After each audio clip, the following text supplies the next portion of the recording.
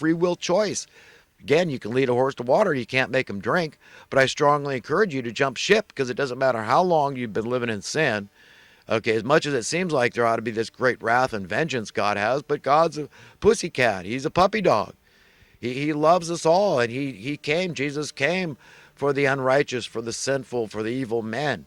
For whatever reason, he loves to forgive debt, and that's what it's likened to. You've been living a life of debauchery and evil. You've been an evil human being. I don't know if you've gone too far. I don't have that wherewithal, that kind of wisdom to judge you, to condemn you. But you could turn to God because his mercies extend into the heavens. And he wants to forgive you. He wants to bring you in. And he knows this huge debt that he's forgiven you. See it as a debt being forgiven. You're welcome into the eternal home, into this place called paradise. But you've got to be of a pure heart. You've got to say, I get it. I don't want an advantage over anybody. I'm willing to live with this level playing field forevermore. That's it, on God's terms, and on the people that are pure in heart terms, as brothers and sisters. Okay, do you understand what a departure that reality that's coming is, and why you should be readying yourself? Well, you have this little window of opportunity we call human life that could be over today.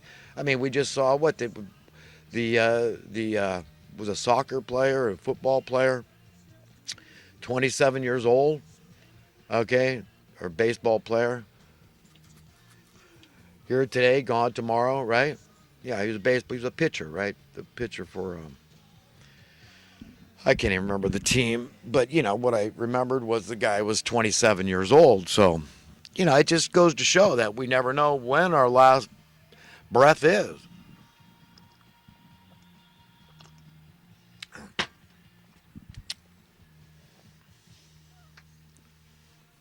So, listen, my friends, I love everyone and I want the best for everybody because I love myself and I love my family and I love my friends. I love the righteous and I want the best for them.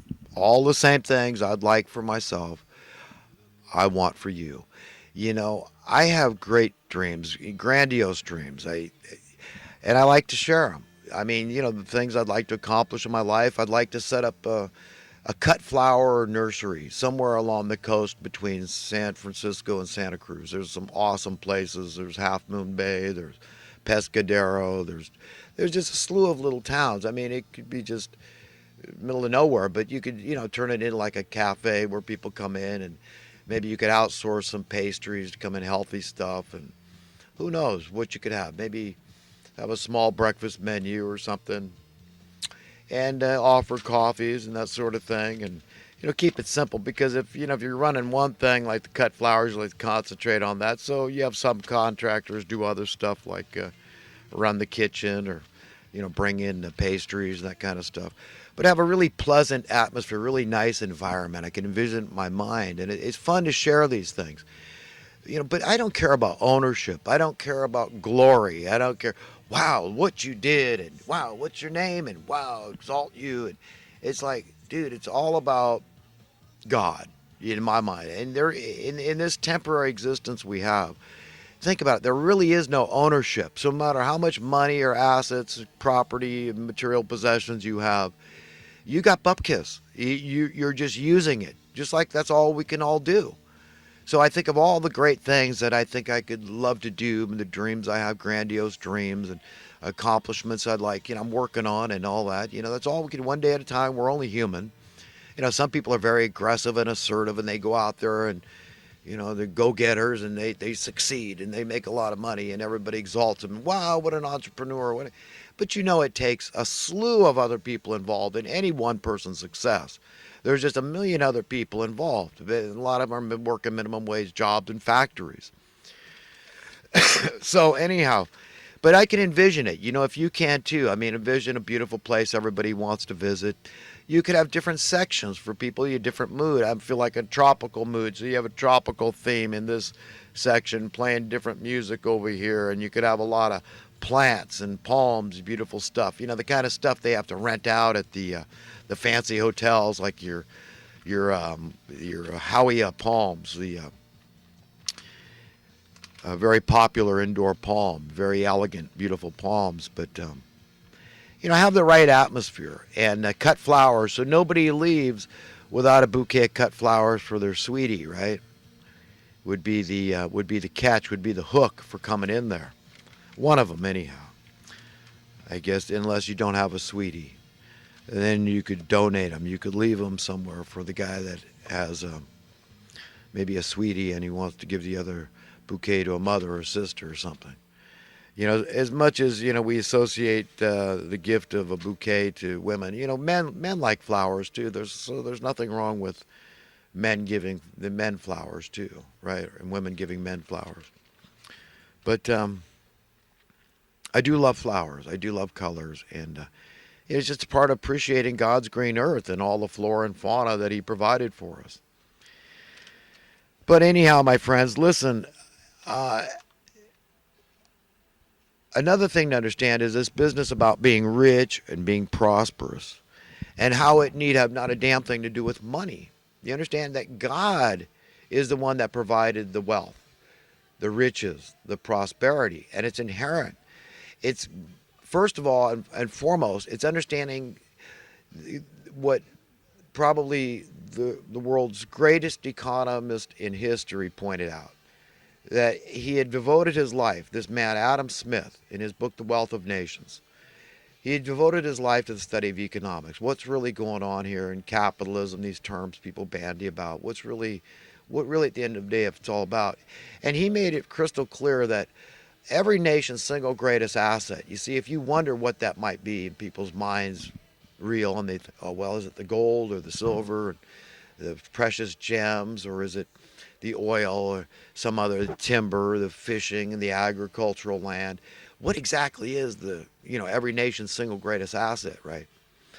But no, Adam Smith spells it out. It is a willing workforce. It is the workers, blue-collar labor. Do you understand? Because the reasoning is anything and everything gets done with that workforce, willing workforce, because otherwise it's slavery, right? And conversely, absolutely nothing gets done without a willing workforce.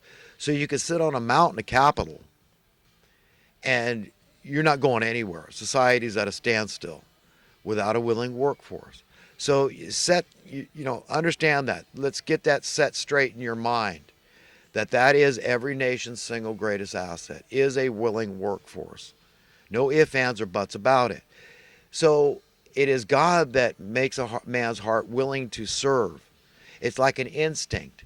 And if we don't serve, we are discontent.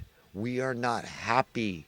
Do you understand? So there's no way in the world, society, the system can ever break down if we're all born rich.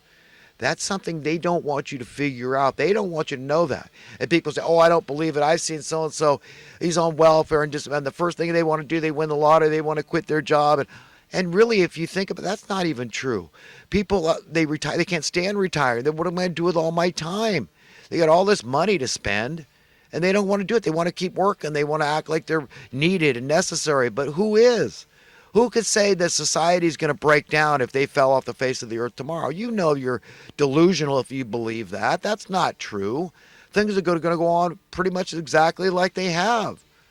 So it is a godly instinct to want to give, to serve, to utilize those God-given talents we all have in being appreciated. Do you understand? It's a must. So let's be very clear. If we were all born rich, things would work just fine.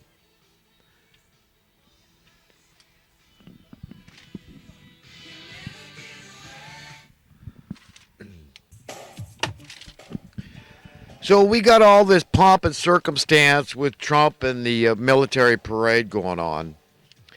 And, I'm fine with us, saying, well, thank you, God, for the wherewithal to create all the technology and all that. But listen, and defense is okay. But, to revel in violence and all this, because that's really what this stuff represents, is, to me, antithetical to peace on earth. And that's what I believe we have to be looking for. And whether we've got to go through this Battle of Armageddon or whether it already took place and we're already at the mop-up period, I don't know. I can't tell you. But I do think that we're way too far down the line for a bloody revolution. because I believe, like if you look in the last chapter of the book of Daniel, chapter 12, that knowledge has increased on the face of the earth so much, in spite of the evildoers that are manipulating us 6 ways to Sunday. Nobody can deny that. Look up the Overton window. They're pushing as hard and far as they can without going too far and triggering a bloody revolution, because that would denote their downfall. Do you understand? So they're walking that tightrope. They need a critical mass, and that number keeps shrinking. Do you understand? Of establishmentarians that support the beast system and the current trajectory of death and destruction.